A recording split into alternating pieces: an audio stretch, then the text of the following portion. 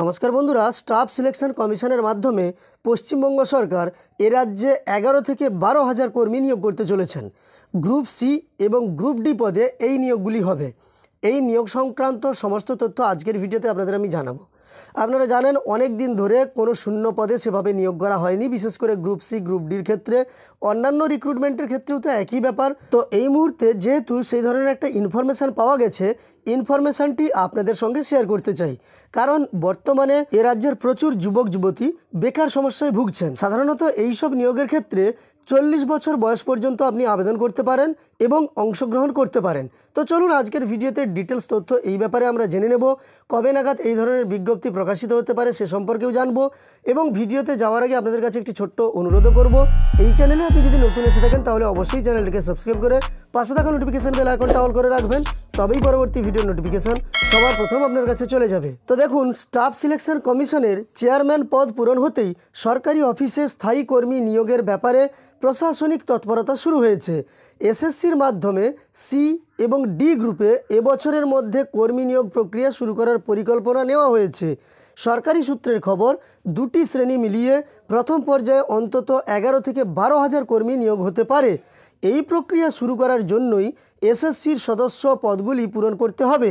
বিধানসভায় সংশোধনী বিল পাশ করার পর এসএসসি আইনের একটি বিজ্ঞপ্তি জারি করা হয়েছে। তাতে সদস্য রাখতে বলা হয়েছে চেয়ারম্যান ছাড়া সর্বাধিক 6 জন। সদস্য নিয়োগ করার জন্য সরকারি পর্যায়ে উদ্যোগ নেওয়া হয়েছে।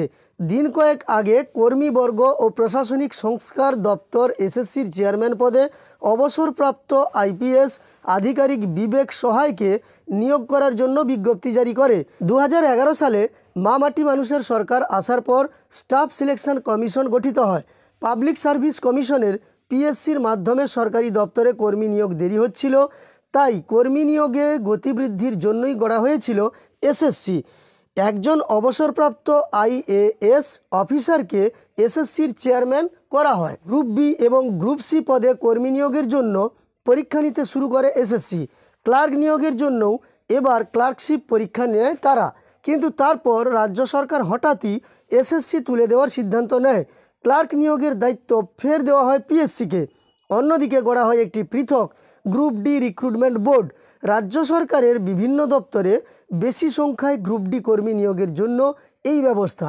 পরে অবশ্য তুলে দেওয়া হয় এই বোর্ডটিও।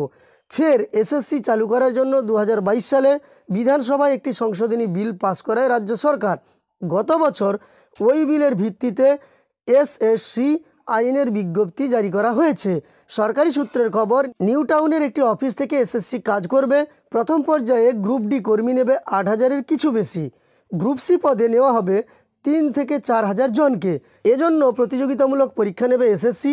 সম্প্রতি রাজ্য সরকার বিভিন্ন দপ্তরে সি ও ডি গ্রুপের জন্য কয়েকশো নতুন পদ সৃষ্টি করেছে, সেগুলিও পূরণ করবে এসএসসি।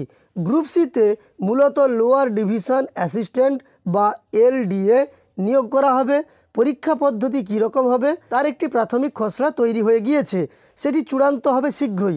লিখিত পরীক্ষা ও ইন্টারভিউয়ের ভিত্তিতে চূড়ান্ত সফল প্রার্থীদের বাছাই করা হবে। এলডিএ নিয়োগের ক্ষেত্রে কম্পিউটারে লেখার পরীক্ষা দিতে হবে। প্রিলিমিনারি ও মেইন লিখিত পরীক্ষা নেওয়া হবে এই দুটি পর্যায়ে এবং দুটি স্তরে।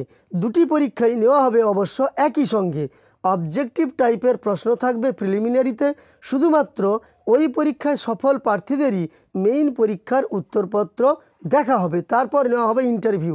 অর্থাৎ আজকের সংবাদের মাধ্যমে আমরা বুঝলাম গ্রুপ সি গ্রুপ ডি নিয়োগ করতে চলেছে 11 থেকে 12,000 পদে রাজ্য সরকারের স্টাফ সিলেকশন কমিশন বা এসএসসি। তো এই নিয়ে শীঘ্রই বিজ্ঞপ্তি জারি হবে এবং এবছরের মধ্যেই এই সংক্রান্ত কাজ শুরু হয়ে যাবে। যাই হোক, আজকের এই ইনফরমেশনটি আপনার কেমন লাগলো তা আমাকে জানাবেন কমেন্টে। এই নিয়ে যখন বিজ্ঞপ্তি প্রকাশিত হবে বা নতুন কোনো খবর আসবে সেই সম্পর্কে আপনাদের আমি জানিয়ে দেবো। তাই ভালো লাগলে একটি লাইক করুন এবং সেই সঙ্গে চ্যানেলের সঙ্গে যুক্ত থাকতে চ্যানেলটিকে সাবস্ক্রাইব করে পাশে থাকা নোটিফিকেশন বেল আইকনটাও অল করে রাখবেন। ভিডিওটি শেষ পর্যন্ত দেখার জন্য অসংখ্য ধন্যবাদ।